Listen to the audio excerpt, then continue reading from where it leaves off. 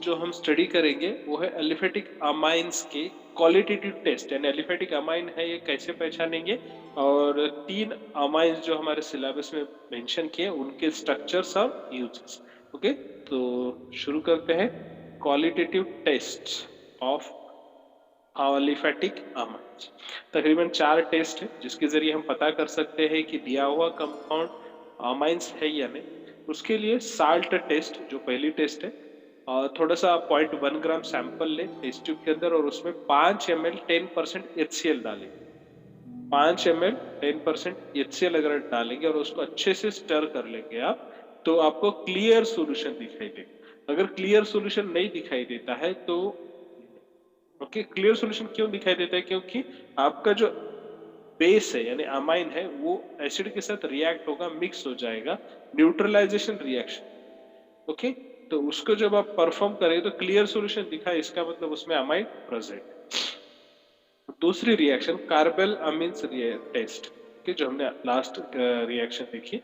0.1 gram sample लेंगे test tube में, उसमें 2 ड्रॉप क्लोरोफॉर्म ऐड करेंगे, 2 ड्रॉप। ओके, और उसके अंदर फिर से ऐड करके 2 ml अल्कोहलिक पोटेशियम हाइड्रोक्साइड।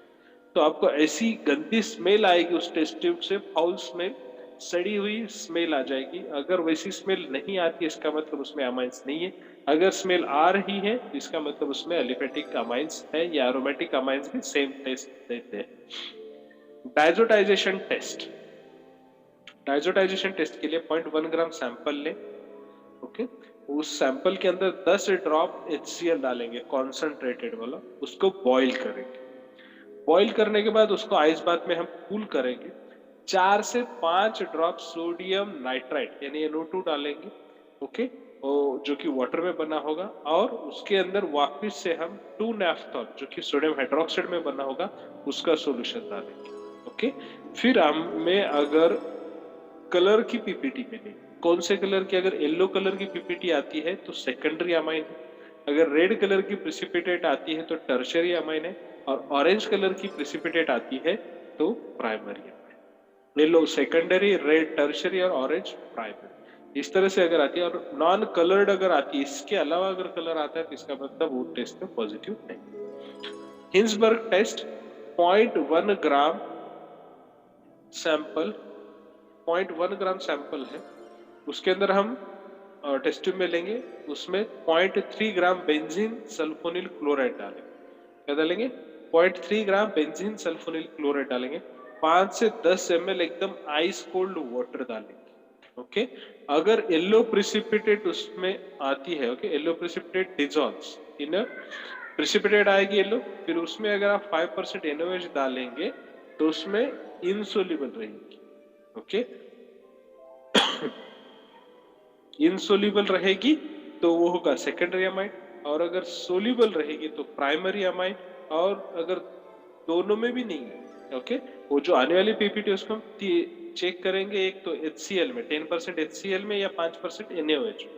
अगर 5% NaOH में सोल्यूबल है प्राइमरी अमाइन, इनसोल्यूबल है तो सेकेंडरी अमाइन, और HCl में अगर सोल्यूबल है तो वो टर्शियरी अमाइन। ओके, ये सब चीजें अगर टर्शियरी एसिड में अगर डिसॉल्व नहीं हो रहा है तो अमाइन नहीं। Okay, this is all about the quality test of amines. Okay, अगला हम देखेंगे यूजेस। टोटल 3 आपके सिलेबस में मेंशन है अमाइन जिसको हम स्टडी करने जा रहे हैं। Okay, ethyl amine, ethylene diamine, ethanolamine और एम्फेटामाइन, ऐसे 3 स्ट्रक्चर्स आपको बोले गए हैं जिनका स्ट्रक्चर और यूजेस हमें स्टडी करने। तो इथिलीन डायमाइन, इथिलीन डायमाइन का स्ट्रक्चर इस तरह से, इथिलीन का स्ट्रक्चर है यानी इथेन का, और उसके दोनों टर्मिनल्स पे NH2 NH2, that is ethylene diamine. इसको मैन्युफैक्चर किया जाता है fuel additives, fuel additives.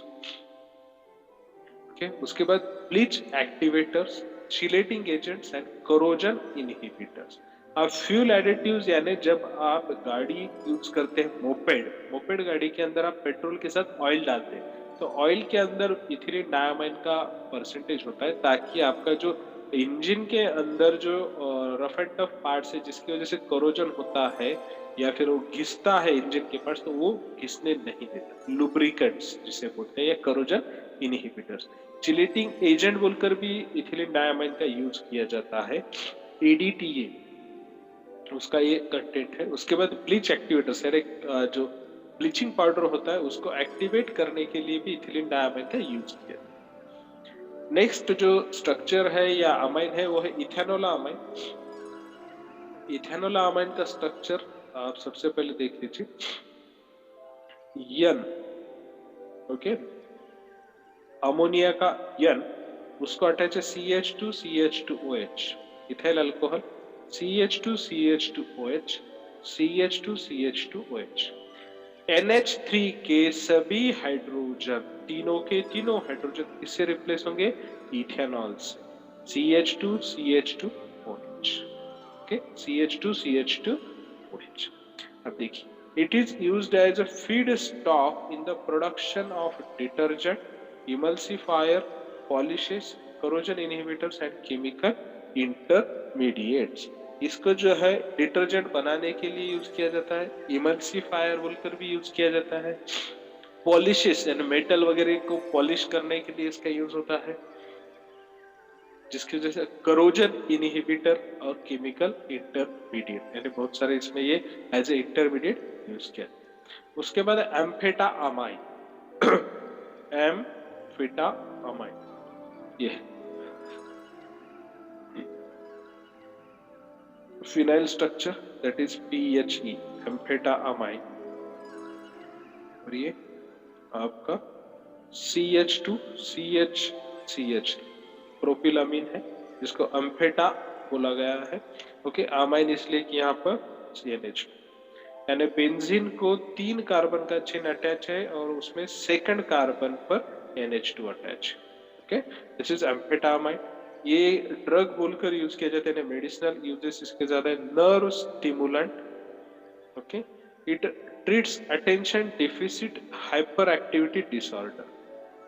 Attention deficit यानी जिस पेशेंट का अगर अटेंशन नहीं रहता है यानी नर्व को स्टिमुलेट नहीं कर पाता है तो एम्फेटामाइन दिया जाता है, जिसकी वजह से वो थोड़ा सा अटेंशन दे पाता है पेशेंट, क्योंकि उसके नर्व स्टिमुलेट होते हैं। और hyper activity disorder, nerve attention deficit यानी अटेंशन ना रहने की वजह से हाइपर एक्टिव होता है, तो उसको ये कम करने का कोशिश करता है by the stimulating the nerves को स्टिमुलेट कर वो उसको कम कर। This is all about the structure and uses of amines, जो कि टोटल 3 बोले गए हैं सिलेबस में, उसी तरह से हमने इसको डिस्कस किया।